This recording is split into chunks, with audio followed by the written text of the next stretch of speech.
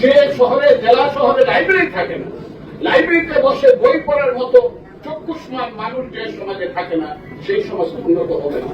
আমার মনে করে দুঃখ, কিশোরগঞ্জ শহরে একটা লাইব্রেরি হওয়া দরকার, নরসুন্দা নদী খনন হওয়া দরকার। আমি আপনাদেরকে একটা কথা পরিষ্কার ভাবে বলি, সেই কিশোরগঞ্জ কিন্তু এক সময় ঢাকা পাটের মাঝে বাংলাদেশের শ্রেষ্ঠ জেলাগুলোর, ধনী জেলাগুলোর মধ্যে একটা ছিল। এখন 64টি জেলার মধ্যে 10টি জেলা হল সবচেয়ে গরিব। আমার কিশোরগঞ্জ আছে 7 নম্বরে। এটা কিন্তু মনে রাখতে হবে। আমার কিশোরগঞ্জ কিন্তু 7 নম্বরে আছে। সেই 7 নম্বর জেলা দারিদ্র মুক্ত করতে হবে। প্রথমে দারিদ্র মুক্ত করতে হলে পরে অর্থের প্রতি লক্ষ্য দিতে হবে, কারণ economic determines all the relation in a state and society. অর্থনীতি একটা রাষ্ট্র এবং সমাজের সমস্ত সম্পর্কগুলো নির্ধারণ করে। আপনি যদি গরিব হন, আপনার বাড়ির তীরের বেড়া ঠিক থাকবে না। আপনি যদি না খাইতে পারেন, আরেকজনকে আপনি খাবার দিতে পারবেন না, সুন্দর রাস্তা দিয়ে আপনি হাঁটতে পারবেন। কিশোরগঞ্জ কেন গরিব হলো, এর কারণ হলো কিশোরগঞ্জের নদীগুলো শুকিয়ে গেছে। নদীগুলো শুকিয়ে যাওয়ার কারণে নদীগুলোতে এখন মাছ আসে না, পানি আসে না। নরসুন্দা নদীতে যেমন আসে না, এই নরসুন্দা নদীতে 1966-67 সনে এই গৌরঙ্গবাজার ব্রিজ থেকে কলেজের ব্রিজ পর্যন্ত 14ই আগস্টে সাঁতার প্রতিযোগিতা হইত। আমি 2 বার ভাগ হয়েছি সাঁতার প্রতিযোগিতা কলেজ। আমি সেই কারণে বলছি, এখানে ঢেউ উঠত নদীতে, নরসুন্দা নদীতে। সেই নরসুন্দা নদী এখন বিরান হয়ে গেছে। এটা এখন মরুভূমি, দুর্গন্ধ ছড়ায়।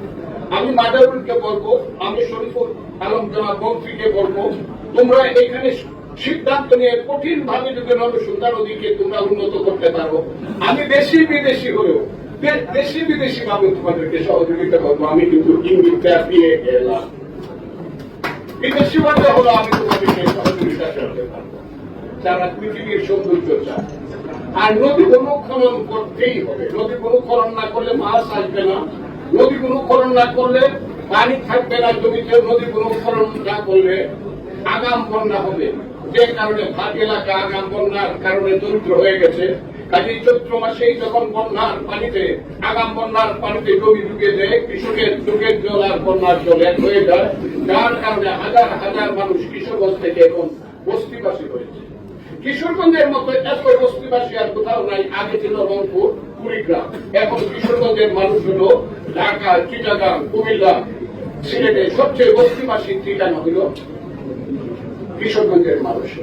কাজে এইটাকে কিভাবে উন্নত করবেন, এটা হলো অর্থনীতি যখন উন্নত হবে, সন্তানের হাতে যখন বই আসবে, সেই সন্তান যখন শিশুক্ষা হবে, এসপি সাহেবকে মাদক দ্রব্য ছাড়ানোর জন্য চেষ্টা করতে হবে না, কারণ সেই সমাজে মাদক থাকবে। ইকোনমি যখন সুস্পষ্ট ভাবে উন্নত হবে, খেলাধুলায় মানুষ এত বেশি উৎসাহী হবে। আগে দেখতাম গ্রামে গ্রামে ফুটবল খেলার টিম হইত আমাদের দেশে।